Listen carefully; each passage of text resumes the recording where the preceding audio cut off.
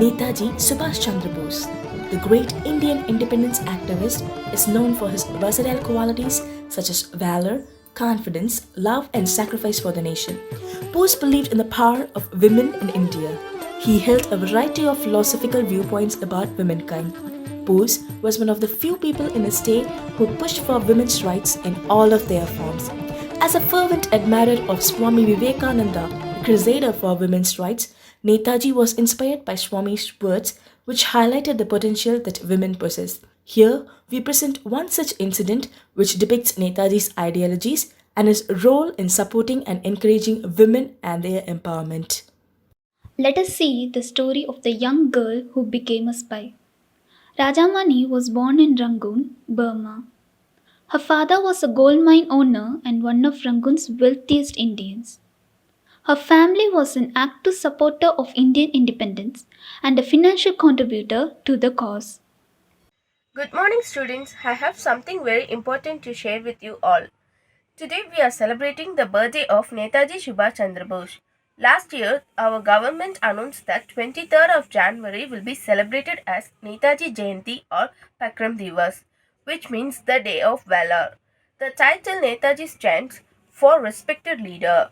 We have always heard about his courage and spirit, but many people overlook the role he played in women upliftment. He was one of the early leaders to bring women out of their homes to serve for a country. Today, I will share an incident with you about his part in enriching the women of our country. An address to the Indian National Army at Padang, Singapore, July 1943. I want a unit of brave Indian women to form a death-defying regiment that will wield the sword that Rani of Jhansi wielded in India's first war of independence in 1857. Kamaya town near Rangoon, Burma. Moved by Netaji's speech in Rangoon, Rajamani donated all of her jewels to the INA volunteers when she was just 16 years old. Please make use of this choice to help fund the INA. This is least I could do. Netaji went to the young girl's residence to return the jewels. Please take these jewels back. You did it on the spur of the moment, so I'd like to give it back to you. Rajamani, on the other hand, was insistent that he use it for the army. That is extremely generous of you. At such young age, you have great visions and clear thought process. From today, Saraswati Rajamani will be your name. Rajamani then joined the INA's Rani of Jhansi regiment in 1942 and served in the army's military intelligence wing.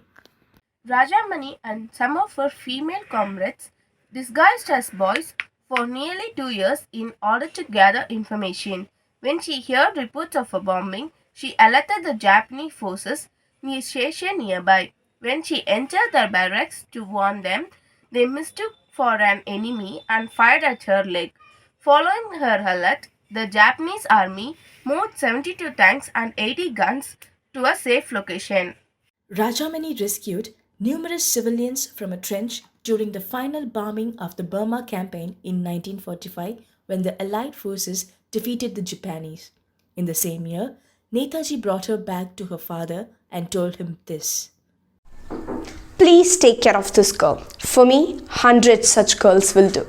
Saraswati Rajamani, a brave freedom fighter, died of cardiac arrest on January 13, 2018.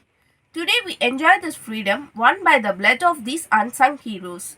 Netaji was a true leader who thought ahead of his time and understood the potential that women held. To conclude, we have travelled many years after Netaji supremacy, but we still have a long way to go in terms of female empowerment. Netaji, once while addressing the female audience, applauded the ways in which the Indian women had previously contributed for our freedom struggle. He said, "What is more, there is no suffering in which Indian women have not gladly and bravely shared along with our men in the course of several decades of our national struggle. Maybe 100 such Netajis can make this dream come true." Netaji was not only a great leader but also a progressive thinker. Despite the oppositions he faced, He wanted to empower women, which is evident in his call for forming the death-defying regiment. So let us all salute the man who gave a voice for our Indian women to fight for their independence, making a mark in our country's history. Jai Hind. तुम मुझे खून दो, मैं तुम्हें आज़ादी दूंगा.